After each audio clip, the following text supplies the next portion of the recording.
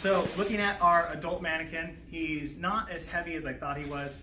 I think he's probably like 60 pounds. Yeah, he's not super heavy. I'd still like to use 2 people lifting and moving him off the gurney. He does stay on the gurney, and his charging ports, if you come over here, Jody, are on this side with his Bluetooth cable is plugged in right here as well. So currently he's set up with his blood pressure cuff, and the blood pressure cuff has an extra tube that connects up into his shoulder, and this just unscrews to come out, and then there's a little plug that covers this. So anytime we check blood pressure on this mannequin, the blood pressure cuff has to plug in right up here, and then it just twists into place. So that stays right there, and then as you increase this pressure, you can control that from the tablet, and I'll show you guys how to do that as well. But this guy has pulse pressures right here. He has the ability to check blood pressure. We can change his lung sounds individually on the tablet, and we can do compressions on him that provide data back as well. You can also bag him, and you can make him talk, and he is our high fidelity mannequin. Just as with the other mannequins, we have him plugged in right now. He's in the green, so he's fully charged and he's ready to go. So the adult mannequin, to turn him on, just plug him into power, and then once you have his Bluetooth module in there, he's going to power up, and you have your tablet connected. Same as the pediatric mannequins. Up at the top, we can see that we have the green lights connected. He's currently in a normal set of vitals. Nothing really different here compared to the pediatric and the infant. On the vitals, we have a lot more changes that we can make. So for specifically, if we wanted to change his respiratory to stridor,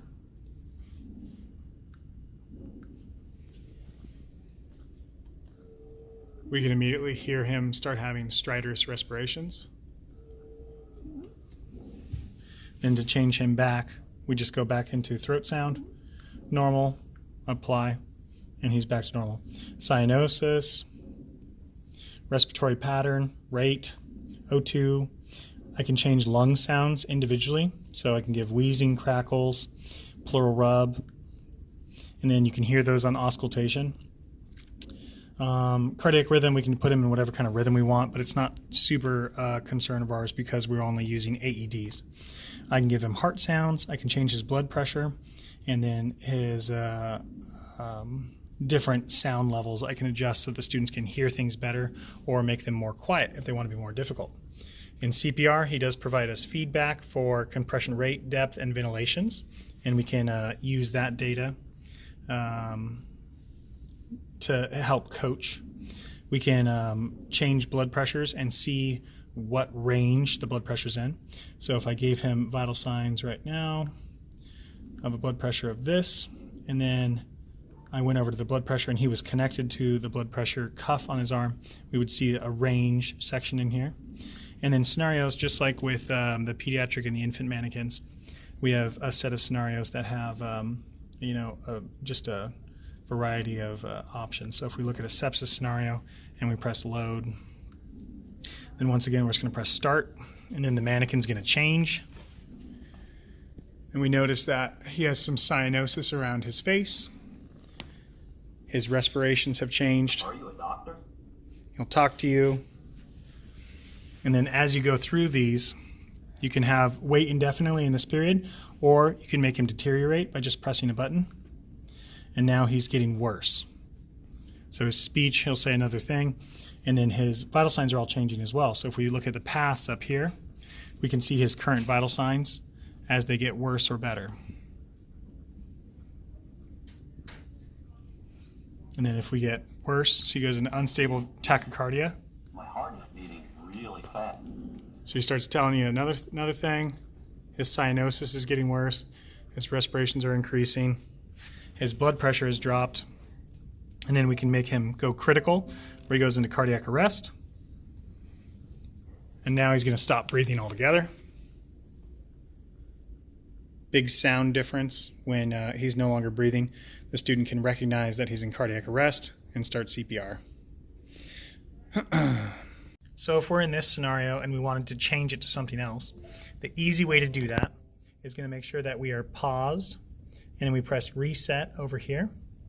Once the scenario is reset, we can go up to the color palette right up top and put him at healthy vitals, load. And now when we look at his vitals on here, he's got a good O2 sat, good blood pressure, normal respirations. We look back at our mannequin, he no longer has any cyanosis, and his breathing is at a normal rate. He'll also have defaulted as normal lung sounds. And I want to show you guys how to use the blood pressure cuff. He has a special blood pressure cuff that's made for him. So this is in his case, which would be stored with him. So you guys will find his adult mannequin case with a blood pressure cuff, his power cable, as well as the Bluetooth dongle. And I'm going to have to pause the video so I can put this on his arm, but we're going to put it in the normal spot. Okay, so I've got my blood pressure cuff in a good spot. It's lined up with where his artery should be over there on his medial side. And you guys will notice, besides the hand pump like you would normally find on a blood pressure cuff, I have this extra cable, and it just sits kind of over by itself. This actually connects up to his shoulder. There's a little plug right here that screws off. And we want to make sure we don't lose that. And then we plug in his blood pressure cuff right here, and then just twist it into place. And then once we have that connected, we can inflate our blood pressure cuff. It's going to tell the mannequin that he's having his blood pressure taken. And if we look over at blood pressure, we see the range of where his blood pressure is. And as we decrease it, now we're in our normal range. If I use my stethoscope right where I should be, I will hear his heart sound right there, or his Korsakoff sounds, so I can actually listen to a blood pressure on this mannequin, which is really, really cool. Disassembling that is going to be the same fashion. So once we're done with this mannequin for the day, we just unscrew that plug right there, put on our cap back into place, and then we just fold up our blood pressure cuff as normal. Once again, he's in normal right here. If I wanted to change something, just go into vitals. I can change those individual things, or I can make him talk. So if you want to have the patient respond, you can have all of these pre-programmed responses, I've been cut. I'm peeing blood. My shoulder hurts. etc. So confusion, description, effect, evasion, location, number, occurrence, reply, Yes. urgency. Don't touch me. There you go. He's a super interesting and very intricate mannequin. So playing around with him is going to be important for the learning curve on him. Breakdown for this guy is just going to involve you turning off the tablet, unplugging him, and taking out the Bluetooth dongle, and then putting everything back away.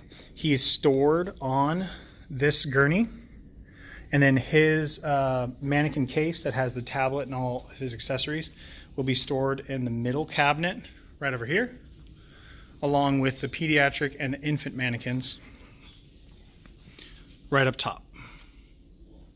And that's pretty much it for these. The med bags have some cool stuff in them. They'll be very functional. O2 kits right over there. So we have 4 med bags and 4 O2 kits. And the students will be able to run scenarios with those kits. So definitely a learning curve for these mannequins, but they're so useful and they're very versatile, and we're gonna have a lot of fun. The adult mannequin is amazing. He does tons of cool things, and our ability to get data from him is nice because we can actively improve student outcomes as we're using him. So we can see when they're not doing something right. We can make him worse on the fly or better on the fly, which is really cool. So hope you guys enjoy this, and I'm going to get you guys a copy of the syllabus and some other educational stuff and have you guys ready for Saturday class with me. Thanks so much.